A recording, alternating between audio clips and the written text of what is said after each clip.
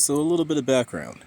I've been working since the ripe young age of 13 years old, and in the past 25 years, I've learned that if you really want something, you gotta kind of go out and get it yourself. So, I want to start my own company, I want to be fit, and I want to be my own boss. This video is me basically just expressing how many things are on my mind while going through that journey. I won't lie. The Dunning-Kruger effect is in full motion, and I'm having a hard time coping. So sit back, enjoy my rant, and hopefully if you have some knowledge, feel free to share it in the comment section, because I could definitely use any help I can get right now. Stan Brooks signing out. Hope you guys enjoy the video. Also, feel free to like and subscribe.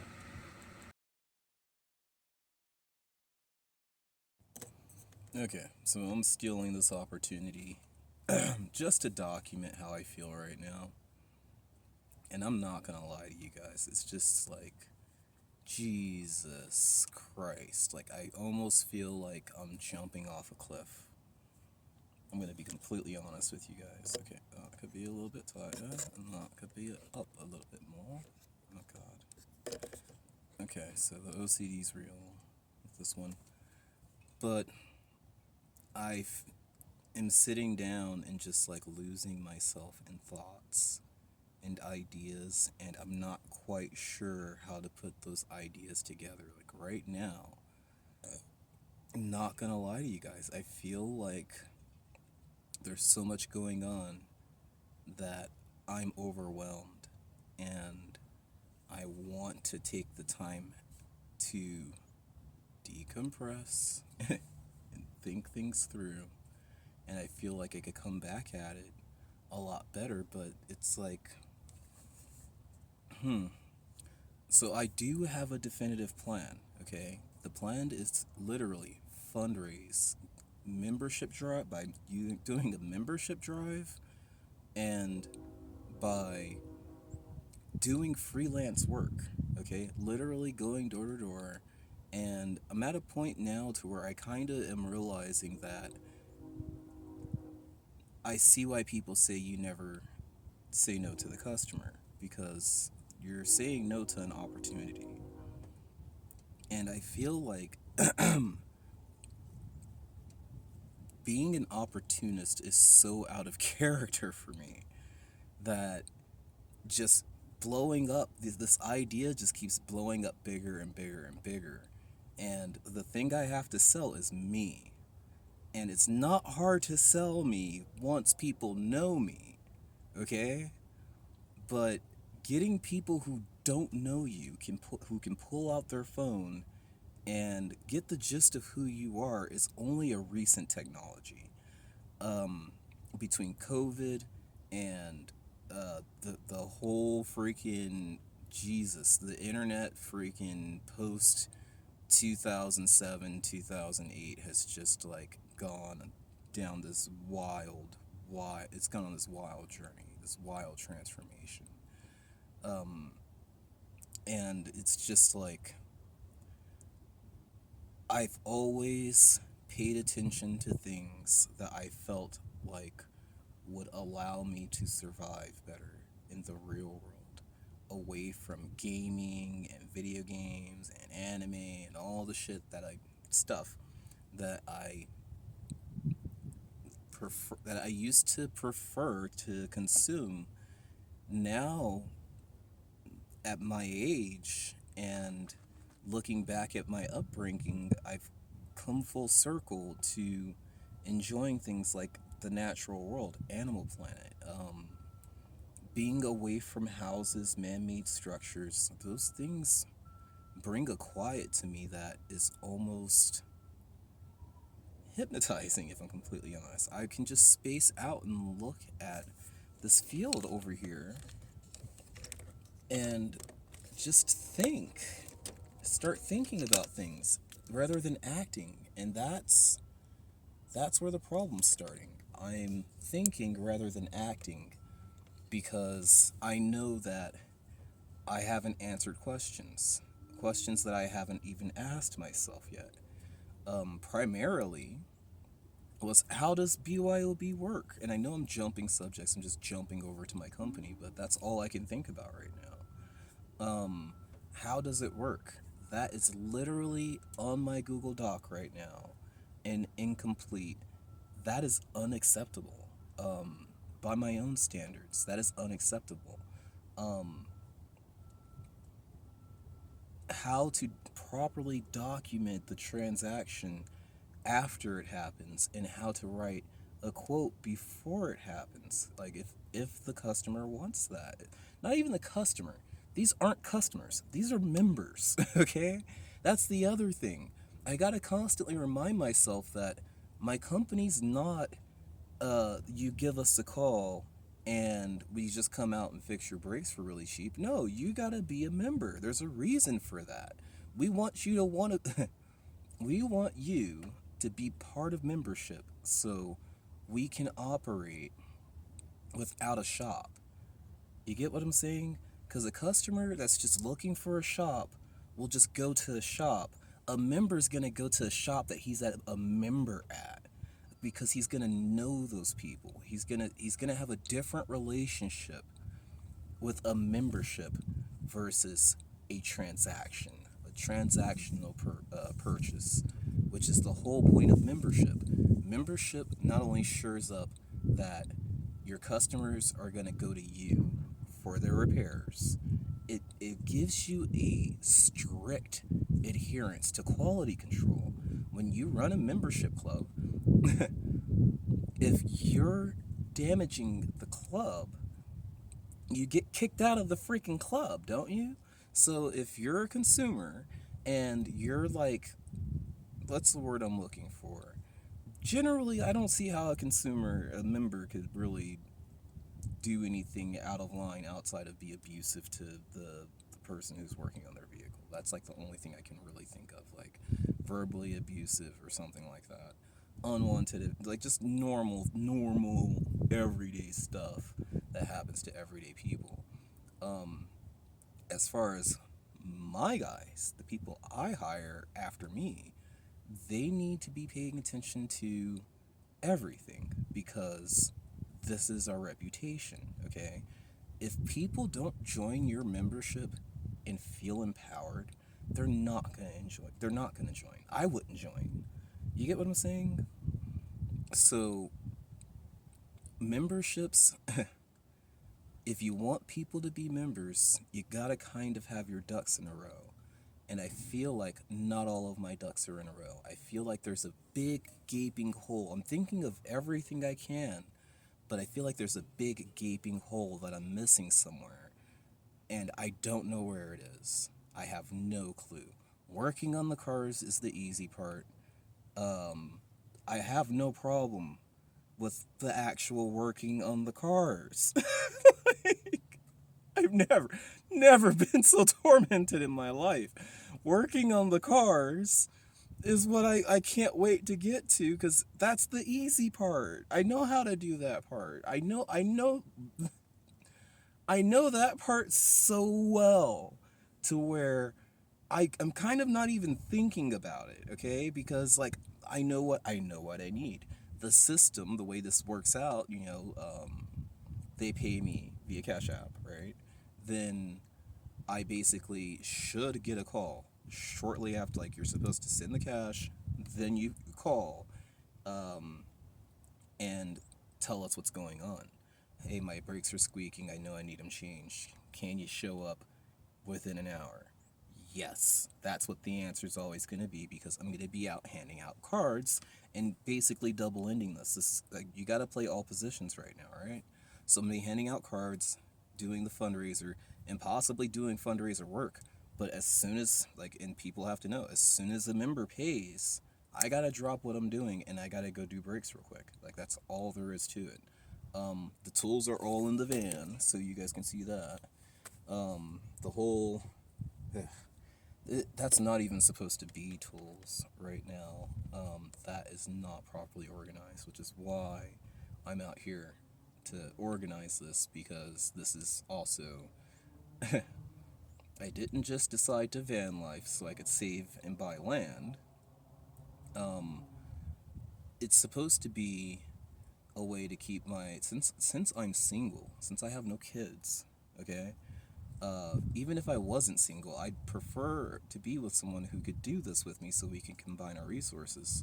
Um, since I'm in that situation, I don't need a complete apartment. I don't need a 5 bedroom house. I don't need all of that space and all of that extra maintenance work, all that stuff. Plus, taking care of a vehicle just to get back and forth to whatever the 9 to 5 is. So, when I think about those things, I think about my members and how I basically threw everything in this van so I could be able to fix anything that went wrong, and how if I ever drive by a car that's on the side of the road, I feel kind of crappy because I pretty much have everything we need to fix it, whatever's wrong with it. Like, outside of a scanner and an electrical issue or some sort of injector malfunction or ECU problem with these newer vehicles, we can fix it. You get me? Even then, like, what's really wrong with it, we could probably fix it. You get me? Like, and I noticed that people, just driving up, they don't have that confidence in you. But that's why I'm posting things online. I have so much work that I didn't post online that that needs to happen, and it's happening now. Soon on the Ultimate Fix. But all of that is to say that I I want to go knock on doors. I want to tell people about the fundraiser, about the membership, um, and how it's half off. Usually it's $100 to be a member. Okay, one time. That's it. You pay one time, you're a member for life. Like, once you freaking pay your $100, you're in the door. And the other part is I do kind of want to explain my own backstory of why I prefer people to be members, because I'm used to getting screwed on the cash end when it comes to working on cars, and I'm sick of it. It's like, regardless of if I'm employed or not, I'm still getting kicked under like at least 5 different vehicles throughout the year. Like, that's all there is to it, and usually not hard work, but sometimes some pretty heavy lifting. You get me? And it's like, I need to just start my own business. My attention to detail needs to be monetized at this point. How much I care about, things working properly, because it's OCD for me. You get me? Like, I can deal with something being wrong if there's a good enough excuse for it to continue being wrong.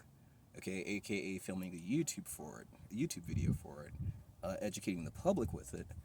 I feel like that is okay to leave some things wrong. But when it comes to, this is in service, this is just how you're going to operate the vehicle from now on, no, some things need to be buttoned up right. There are things with this van that have been driving me crazy for at least a year. Coming up in a year now. The alternator in particular stopped me for the whole first half of the year. It was a wiring issue. I literally had to strip all the conduit off of the wires under the hood to really find out what was wrong with it. I went through voltage regulators. I went through a couple of alternators. I still have the old alternator just in case it's still good. But yeah, it was a wiring issue, and that's the type of thing that, can really be the big difference in your experience. This happened to me before. It stopped me for 4 months. It was a wire. I went through alternators, I went through freaking voltage regulators. It was a wire that entire time. Oh, it was a wire, plus the new voltage regulator I got didn't work, so the old one's in there. Go figure, right? So it's like, there definitely is 2 decades of there definitely is 2 solid decades of experience with this person, and formal education to go with it. I just never wanted to work on cars. And now here I am, wanting to start a business, thinking about taking the ASE certifications just so I can say I have them, because I'm going to own the business. So, like, it's kind of ironic that I passed up on all of the certification programs in college because I was going to be a teacher, okay? Um, and then it just like, no, no, like that. Being a teacher, that's another video for another time. So I have teachers in my family. The short and sweet version is they say you should be a teacher, but when you ask them about work, you get something completely different. Anyway, this is just a video throwing back the veil on who is Dan Brooks, and I want to continue to just rattle off stuff at the camera. Just let people actually, know the person working on their cars. Know I kind of have the attitude of whatever it is, just throw me at it. That's kind of where I usually shine. You could think my previous employers, I've been working since I was 13. So for me, I've regularly, from day one, week one, hour one, have found myself just thrown to the freaking wolves and, told to survive with nothing more than your own wit. So this is my wit's end. Share who I am with you, and then start my business based off of who I am, what I want to deliver to the public, which I still need to define completely, and not so cheesily. I've got things in my Google Doc that are close to what I'd like to say, but not exactly what I'd like to say, and I feel like I'm smart enough to find the correct words for it. So that will be evolving in perpetuity, possibly. So hopefully today I'm gonna try to pick not a certain amount of hours, because tomorrow's gonna be interesting. Tomorrow I'm gonna be not only just posting things to YouTube, but I'm gonna start getting serious about Instagram. I'm gonna start tonight, and hopefully by tomorrow things are better. Anyway, if you happen to enjoy this video, please feel free to like and subscribe.